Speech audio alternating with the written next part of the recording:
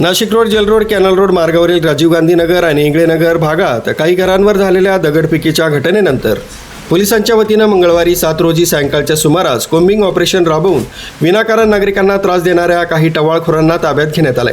Gel road भागातील राजीव गांधी नगर आणि इंगळे नगर भागातील काही ठराविक घरांवर अज्ञात समाजकंटकांकडून घरावर दगडफेक केल्याच्या घटनेनंतर पोलीस प्रशासनाच्या वतीनं याची गंभीर दखल घेण्यात आली.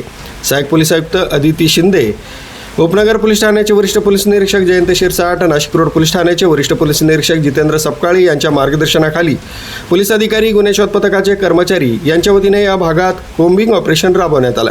यावेळी काही टवाळखोरांना पोलिसांनी ताब्यात घेतलंय. तसंच देवळाली गावातील सुंदरनगर आणि गांधीनगर भागात देखील पोलिसांनी कारवाई केली आहे. उपद्रव करणाऱ्या युवकांची माहिती नागरिकांनी पोलिसांना द्यावी, अशी संबंधित माहिती देणाऱ्याचं नाव गुप्त ठेवलं जाईल, असं देखील आवाहन पोलिसांच्या वतीनं करण्यात आलंय.